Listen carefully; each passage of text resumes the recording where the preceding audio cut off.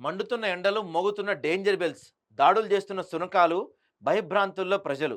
కుక్కల కోసం water plants ఏర్పాటు చేస్తారంటే ప్రతి సర్కిల్‌లో 200 చోట్ల ఏర్పాటు. కుక్క కాటుకు నివారణ చర్యల్లో భాగంగా తప్పనిసరిగా ఏర్పాటు చేయాలని డీసీలకు ఆదేశం. మరి చేస్తారా అంటే డౌటే. కరవంటే కప్పకు కోపం, వదలమంటే పాముకు కోపం అన్నట్టు తయారైంది జీహెచ్ఎంసీ పరిస్థితి. ఎండలు ముదురుతున్న నేపథ్యంలో వీధి శునకాలు డేంజర్ బెల్స్ మోగిస్తుంటే కఠిన చర్యలు తీసుకోలేని పరిస్థితిలో ఉంది. ఏం చేయాలో అర్థం గాక అధికారులు తల్లబట్టుకుంటున్నారంట. ప్రమాదకరంగా మారిన వీధి కుక్కలను చంపేద్దామంటే బ్లూ క్రాస్‌తో పాటు జంతు సంరక్షణ సంస్థలు అభ్యంతరాలు వ్యక్తం చేస్తుండటంతో కోర్టులకు వెళ్తుండటం బల్దీ అధికారులు నిస్సహాయస్థితిలో పడిపోయారు. వేసవి రాగానే వీధి శునకాలు వేట కుక్కల్లా మారుతాయి. దీనికి ప్రధాన కారణం ఈ ఎండ వేడికి వాటికి దాహం వేస్తది బాగా. సో, ఎండలు మండిపోతున్నాయి. మున్ముందు మరింత మండే అవకాశాలున్నాయి. క్రమక్రమంగా గరిష్ట స్థాయి ఉష్ణోగ్రతలు పెరగడంతో మనుషులు అల్లాడిపోతున్నారు.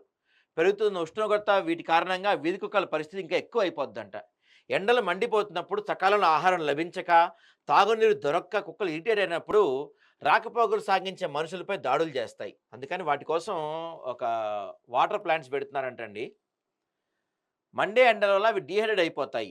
దిల్‌సుఖ్ నగర్‌లోని పెట్స్ క్లినిక్ నడుపుతున్న డాక్టర్ శ్రీనివాస్ తెలిపారు. తీవ్రమైన ఎండల కారణంగా వీధి శునకాల ఒంట్లో తేమ ఆవిరైపోతుందని, తాగడానికి నీళ్లు దొరకకపోతే అవి ఉన్మాదంగా ప్రవర్తిస్తాయని చెప్పారు. ముఖ్యంగా చిన్నపిల్లలపై దాడులకు కారణం ఇదే. ఈ సంవత్సర కాలంలో ఎండలు అప్పుడే మండిపోతున్నాయి. దీంతో వీధి శునకాల దాడులు పెరిగిపోయాయి. గడిచిన 15 రోజుల్లో అల్వాల్, రాజేంద్ర నగర్ ప్రాంతాల్లో ఇద్దరు చిన్నారులపై వీధి శునకాలు దాడి చేసి తీవ్రంగా గాయపరిచాయి. ఈ సమస్యకు మరో ప్రధాన కారణం ప్రజల పట్టింపు లేని వైఖరంట.